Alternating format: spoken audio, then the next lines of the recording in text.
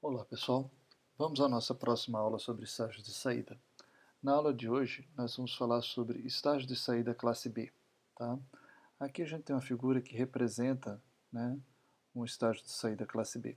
A gente pode ver que ele é composto por dois transistores QN e QP, certo? Onde QN é um transistor NPN e QP é um transistor PNP, montados dessa maneira que está aqui. A operação do circuito é bastante simples.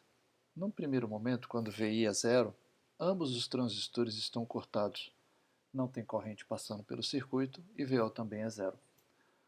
À medida que VI começa a aumentar, certo? Ambos os transistores ainda continuarão cortados, mas quando VI exceder 0,5 volts, o transistor QN ficará polarizado diretamente. A partir desse momento, ele vai operar como se fosse um seguidor de emissor, tá? E vai haver a passagem da corrente através desse caminho. E o transistor QN irá fornecer a corrente de carga IL, enquanto que QP ficará cortado. Tá? No segundo momento, né, a tensão vai voltar a baixar, né, o VI vai voltar a ser reduzido, até que vai chegar ao ponto que VI vai cair abaixo de 0,5 volts, então ambos os transistores vão cortar novamente. Se VI continuar diminuindo e passar a assumir valores negativos, na hora que ele for menor do que menos 0,5 volts, aí o transistor QP vai polarizar diretamente. Né? E a partir desse momento, a corrente de carga vai subir pelo resistor RL e vai haver esse caminho aqui da passagem da corrente, enquanto que o transistor QN ficará cortado. Certo?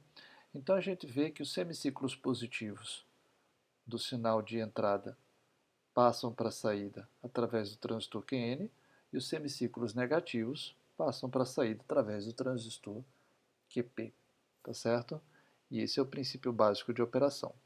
A tensão de saída VO ela vai ser igual a VI, tá? Menos a queda de tensão VBE N, tá? Como está representado aqui, ó. Deixa eu encontrar aqui.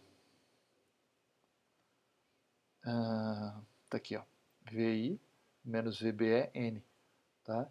Enquanto que na parte negativa, né, a tensão de saída VO, certo? Que é quando VI for menor do que menos 0,5 volts, vai ser igual a VI mais VEBP, que é mais a queda de tensão daqui para aqui. Certo? Bom, vamos em frente. Vamos falar um pouco agora sobre a característica de transferência da configuração do classe B. Tá? Então vejam que a faixa correspondente ao momento em que os dois transistores estão cortados, né, como eu falei aqui, né, quando VI é menor do que 0,5 volts positivo e maior do que menos 0,5 volts negativo, né, ou seja, na faixa VI menor ou igual do que 0,5 volts e maior ou igual que menos 0,5 volts, a gente vai ter que nessa faixa os dois transistores estão cortados. E nesse momento, essa faixa ela é chamada, né, de faixa morta, certo? E a gente pode ver isso representado aqui nessa função de nessa característica de transferência que relaciona como a saída VO varia em função da entrada VI. Tá? Então vejam que na faixa em que VI está entre menos 0,5, né, e mais 0,5, nessa faixa aqui, né, a gente vê que a saída VO é zero. Tá? Quando a entrada é maior do que 0,5, eu tenho a saída aqui, que vai variar com a inclinação 1, né? Então eu vou ter que VO vai ser igual a VI menos VBE, N, tá? É o que está representado aqui, tá? E na faixa negativa, né, eu tenho que VO, né, como tinha aqui, ó, vai ser igual a VI mais VEBP. Essa é a faixa aqui, mas isso só acontece quando a tensão de entrada VI é menor do que menos 0,5 volts. A partir desse ponto aqui, a gente vê que o transistor QN satura. Então tem um limite positivo para a tensão de saída VO, que é VCC menos a tensão de saturação entre coletor e emissor do transistor N. Assim como eu tenho a saturação negativa aqui embaixo, que vai ser menos VCC mais a tensão de saturação VEC do transistor P. Tá? Então, essa região aqui morta vai fazer com que para essa faixa de variação de VI não exista variação em VO. E a gente pode ver o efeito disso melhor aqui. Veja, aqui eu tenho VI, aqui eu tenho VO. VI está variando continuamente, certo? Só que devido à característica de transferência, né, que aqui é a faixa morta, olha o que é que acontece com o VO na saída. Ó. Ou seja, eu tenho essas pequenas regiões aqui em que há uma distorção no cruzamento por zero. Então, quando eu tenho na entrada uma senoide perfeita, na saída eu não vou ter uma senoide perfeita. Essa introdução dessa pequena distorção aqui, ó, pode parecer pequena, mas isso aqui na verdade significa a introdução de infinitas harmônicas, certo? O que vai fazer com que haja uma piora significativa na distorção harmônica total do amplificador classe B, certo? Bom, falando agora sobre a eficiência da conversão de potência. Então, se a gente desprezar a distorção de cruzamento, certo? E considerar que a saída é uma senoide com amplitude VO chapéu, a potência de carga média será dada por a potência na carga, então vai ser VO chapéu ao quadrado dividido por 2RL. Tá? As correntes drenadas de cada fonte de alimentação consistem em meias senoides com amplitudes iguais a VO chapéu dividido por RL. Tá? Assim, a corrente média drenada de cada fonte será VO chapéu dividido por πRL.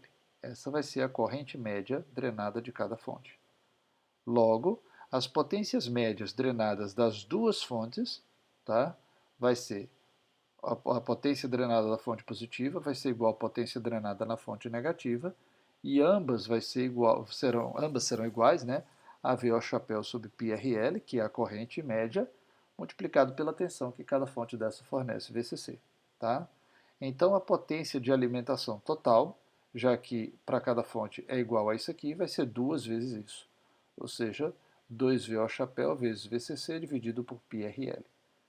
Então, como eu já tinha aqui que a potência média na carga é dada por essa expressão e a potência das duas fontes é dada por essa expressão, então a eficiência, eta, que é definida como a razão entre a potência na carga dividido pela potência das fontes, vai ser igual a π VO chapéu dividido por 4 VCC, certo? E a eficiência máxima é obtida quando o VO chapéu é máximo, e esse máximo é limitado pela saturação de QN/QP, a VCC menos VC de saturação, que é aproximadamente igual a VCC. Tá? Então, se eu vier aqui nessa expressão e trocar VO chapéu por VCC, eu vou cancelar esse com esse e vai ficar igual a π sobre 4, a eficiência máxima, que multiplicado por 100 vai dar uma eficiência de 78,5%. Vejam que esse valor é muito maior do que o caso do classe A, que era de apenas 25%. É mais do que 3 vezes maior, certo?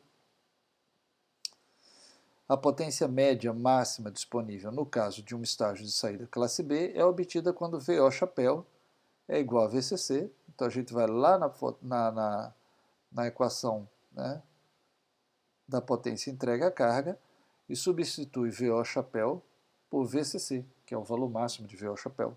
Tá?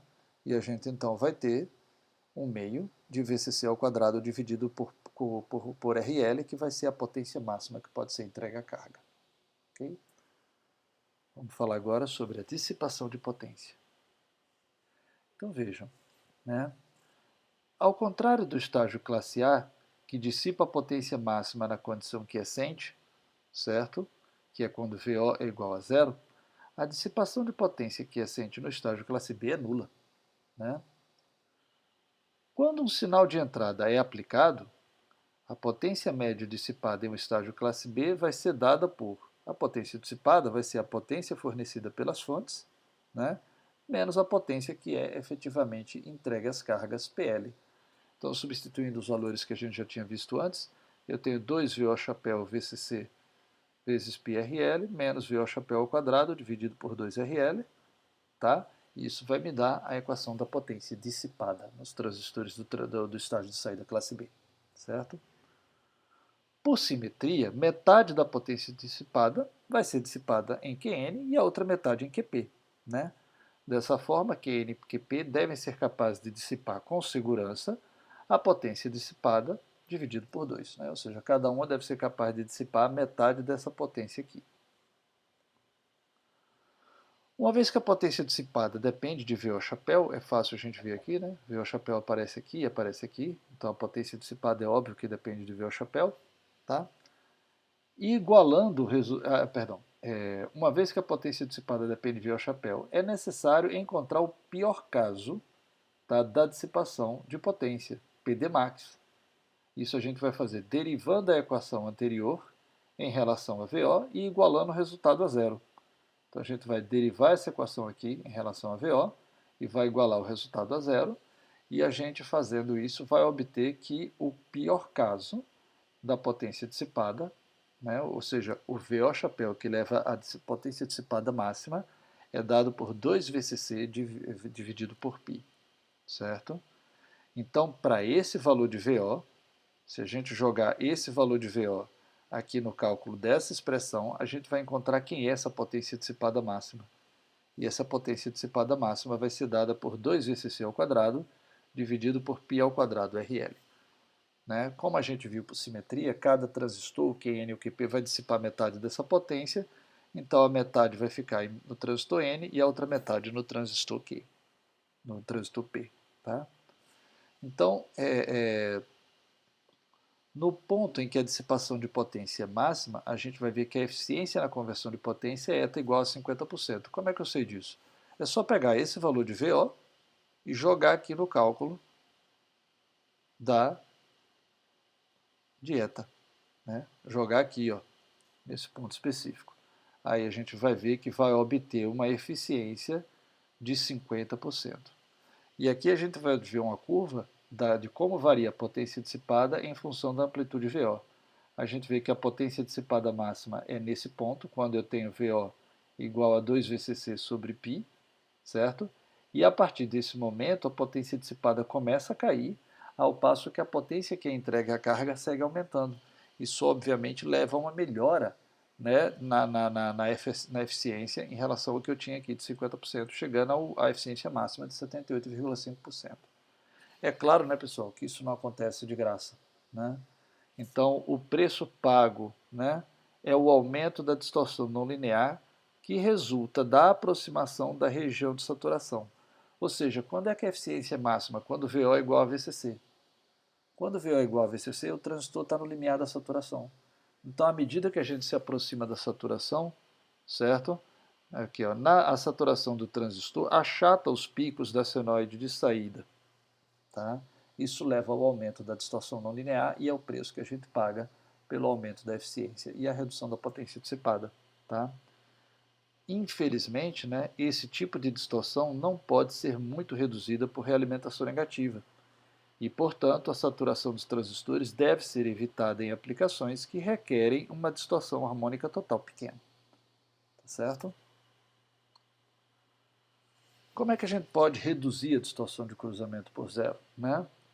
A distorção de cruzamento do estágio de saída classe B pode ser reduzida significativamente usando um amplificador operacional com ganho elevado e realimentação negativa. Tá? De que maneira? Do jeito que está ilustrado aqui. Ó. Então, o que eu estou fazendo aqui? Eu estou pegando a saída VO e estou jogando aqui, ó, na realimentação negativa do amplificador operacional. Esse amplificador operacional está conectado como se fosse um buffer. Né? E aí o que a gente sabe? Que pelo curto-circuito virtual que existe aqui, VI, que está aqui, ó, aparece também aqui, pelo curto-circuito virtual. E, portanto, eu vou ter VI aqui. Ó. Então, VO, né, vai ser igual a VI. Tá? Na prática, não é exatamente igual a VI. Mas se a distorção de cruzamento é da ordem de mais ou menos 0,5 ou mais ou menos 0,7, quando eu faço esse arranjo, eu vou ter que a distorção de cruzamento vai passar a ser 0,7 dividido por AO, onde AO é o ganho de malha aberta do amplificador operacional, que pode ser da ordem de 200 mil, por exemplo. Então a gente vai ter, ao invés de ter 0,7 volts, né, ali a amplitude da distorção de cruzamento, a gente vai ter 0,7 dividido por 200 mil, o que é um valor muito pequeno. Tá? E a gente praticamente não percebe a distorção de cruzamento por zero. Porém, tem um outro problema, né? Por outro lado, o slew rate limitado do amplificador operacional fará com que o chaveamento alternado dos transistores seja perceptível, especialmente em frequências elevadas. Então, se eu começar a querer trabalhar com VIs com frequências mais altas, então o slew rate do amplificador operacional vai fazer com que a saída tenha dificuldade de seguir a entrada. E a gente vai terminar tendo problemas, certo? Mas essa é uma solução interessante para reduzir a distorção de cruzamento por zero, tá? Que é muito pior quando a amplitude do sinal é baixa. Imagine que VI é um sinal que varia entre mais 0,1 e menos 0,1 volt. Vai ter o que aqui na saída? Nada, né? Se eu tenho aqui variando de mais 10 a menos 10, tudo bem, eu vou ter uma distorção de cruzamento aqui, mas é um percentual relativamente pequeno, perto da amplitude máxima que a saída pode assumir. Mas se por outro lado eu tenho aqui mais 0,2 a menos 0,2 ou mais 0,5 a menos 0,5, não sai nada. Então nessas situações esse arranjo ele é ainda mais necessário. Ok? E a gente então vai terminar lançando mão desse tipo de circuito para lidar com situações desse tipo. Certo? Por último, para encerrar, vamos falar da operação com uma única fonte de alimentação. Tá? O estágio de saída classe B pode funcionar com somente uma fonte de alimentação. Normalmente a gente viu, né? Tinha sempre mais VCC e menos VCC. Tá? Como é que a gente faria para poder usar apenas uma fonte de alimentação? Tá? Isso vai ser possível desde que a carga esteja capacitivamente acoplada. Para que as fórmulas que a gente já derivou possam ser aplicadas diretamente, a gente vai, em vez de considerar que a fonte de alimentação única vai ser VCC, a gente vai considerar que é 2 VCC. Então a gente vai assumir que ele está polarizado entre 2 VCC e terra. Esse circuito funciona do mesmo jeito que os anteriores, as equações são as mesmas, mas é necessário que eu tenha um capacitor de acoplamento aqui, tá? Para tirar esse nível DC que eu tenho entre os dois transistores e assim a saída funcionar tal e qual como se eu tivesse uma única fonte de alimentação, ou como se eu tivesse duas fontes de alimentação. Ok? Bom, pessoal, isso conclui a nossa aula, né, sobre amplificadores classe B, né? E na nossa próxima aula a gente vai estudar sobre os amplificadores classe AB, que são uma alternativa melhor do que essa estratégia que nós vimos aqui há pouco, deixa eu chegar a ela, de usar um amplificador operacional. Porque no caso do amplificador classe AB, a gente não vai precisar usar um amplificador operacional e, portanto, nós não vamos ter problema com o slew rate, certo? Então é uma saída mais elegante, mais adequada para a gente eliminar o problema da distorção de cruzamento por zero. Apesar de que essa aqui também pode ser usada, né? E em determinadas circunstâncias vai funcionar sem nenhum problema. Tá bom? Eu agradeço a vocês a atenção, o fato de terem assistido a nossa aula de hoje sobre amplificadores classe B e vejo vocês na nossa próxima aula, onde nós vamos tratar sobre o estágio de saída classe AB. Obrigado, pessoal, e até mais.